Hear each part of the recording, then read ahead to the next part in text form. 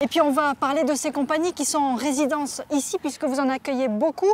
Eux par exemple ils sont à la fois scénographes, metteurs en scène, musiciens, acrobates, constructeurs d'agrès et pourtant ils ne sont que 3. C'est la Bivouac Compagnie et on va les retrouver en pleine création en compagnie de Fabrice. Bivouac Compagnie, ce sont des Bordelais installés ici en résidence à Auch. Benjamin, qu'est-ce que vous êtes venu chercher ici à Circa? En fait, on est 3 fondateurs de la compagnie. On est installé à l'école de cirque de Bordeaux. On est la compagnie associée. Et en fait, comme les personnes de ce spectacle viennent un peu partout, on a besoin de lieux de résidence pour travailler dans des bonnes conditions. C'est rare des lieux comme celui-ci, donc là vous peaufinez tous les détails. C'est ça. Nous, on est au départ de cette création qui va aller en salle. Du coup, oui, on cherche partout, on s'entraîne beaucoup tous les jours. On a la liberté de venir quand on veut, on a carrément les clés du dôme pour venir s'entraîner. Et après, on fait un aller-retour aussi avec les gens de Circa pour montrer un peu des étapes de travail et déjà avoir des retours sur ce qu'on est en train de créer. Alors, on va parler de votre prochain spectacle avec vous. Marika, qu'est-ce qu'il raconte en quelques mots? C'est en fait, on est parti sur ce spectacle-là, sur le thème de l'espoir, en imaginant des personnages contraints d'évoluer dans un espace donné atypique, avec des mâts graphiques mouvants.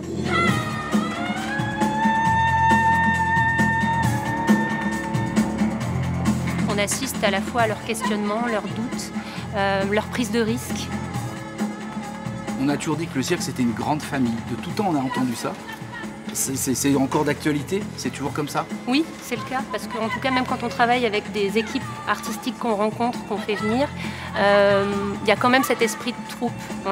C'est pas dissocié. Quand ils sont là, tout le monde participe à faire grandir le bébé, à être ensemble, on vit ensemble, on partage, c'est des moments d'émotion, parce que la création, voilà, c'est un peu un vertige. Il y a des jours où c'est extraordinaire et puis d'autres jours où on est plus dans la recherche, dans le doute, donc on est solidaire en fait. Et puis je pense aussi que le fait d'avoir un rapport au corps, on est dans des rapports concrets, c'est-à-dire que on y va, vaille que vaille, et voilà, il y a une grande solidarité. Ouais. Et vous, Maureen, vous vous occupez de la scénographie. Alors c'est un spectacle que vous avez déjà joué en extérieur et que là vous allez jouer dans des salles, c'est ça? Voilà, on fait une adaptation du spectacle qu'on a déjà sorti en rue sur une scénographie assez imposante qui demande 13 mètres de haut.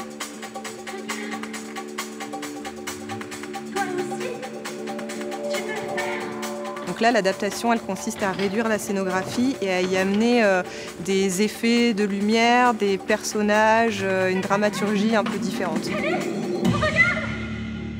Ici, la particularité à Auch, c'est que vous côtoyez d'autres compagnies qui n'ont rien à voir avec vous. Donc il y a un mélange des genres, il y a des échanges, des inspirations qui viennent ici. Voilà, par exemple, il y a une compagnie actuellement qui travaille sur de la magie et du coup, ils nous racontent un peu leur processus de recherche, le temps qu'ils mettent à trouver chaque trucage et du coup, c'est pas du tout ce qu'on fait. Donc nous, on leur raconte un petit peu ce qu'on fait corporellement, etc.